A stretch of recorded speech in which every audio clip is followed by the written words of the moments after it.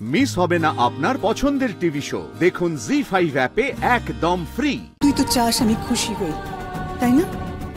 আমার খুশির জন্য তুই সবকিছু করতে পারিস, তুই বলিস।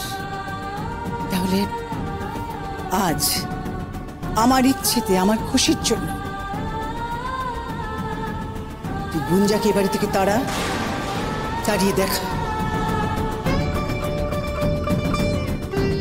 গুঞ্জা যাতে এই বাড়িতে আর কোনোদিন না আসে সেই ব্যবস্থা করে দেখা।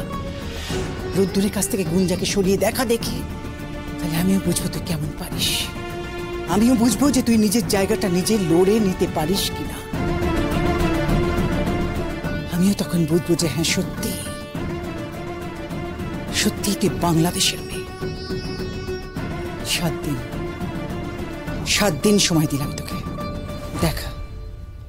দেখা তুই কেমন লড়তে পারিস। আমি তো লইরা যাইতাম, আমি তো তাড়াই দিতাম। ঝাঁটাকান্ত আমার হাতেই ছিল। যদি শুধু ডাক্তার বাবু আমার পাশে থাকতো। হ্যাঁ, ওই মার ঝাড়ু মেরে ঝেঁটিয়ে বিদায় কর। দাঁড়া, তার মানে রোদ্দুর তোর পাশে থাকলে তুই ওকে তাড়িয়ে দিতে পারতিস, তাই তো? হ্যাঁ, আমি একা কেমনে পারবো? ও, তার মানে ওই ডাক্তার বাবুই তোর কাছে সব। এটা প্রমাণ হয়ে গেল আমরা তোর কাছে কেউ নই, তাই না? আমি এই কথা কখন কইলাম? তাহলে আটকাচ্ছেটা কোথায়?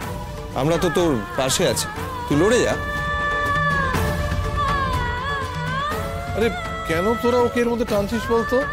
হ্যাঁ, ও তো পরীক্ষাটা দিতে চাইছে, ওকে মন দিয়ে পরীক্ষাটা দিতে দে না।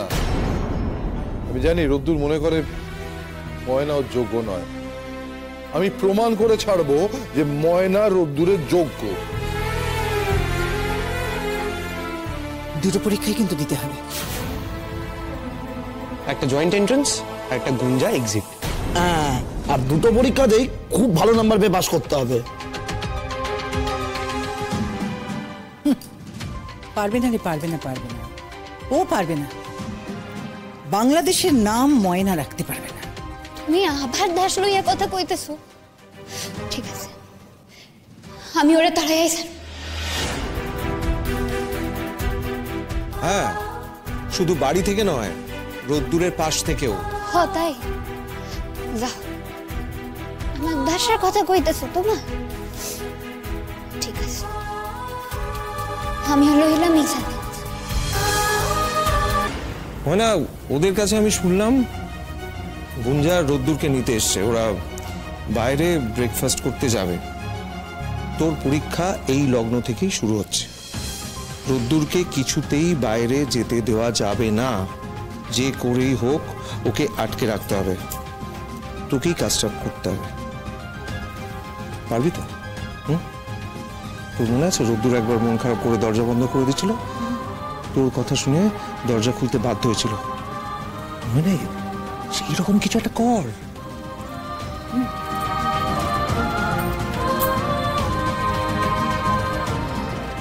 জি5 ডাউনলোড করুন আর সব এপিসোড দেখুন একদম ফ্রি।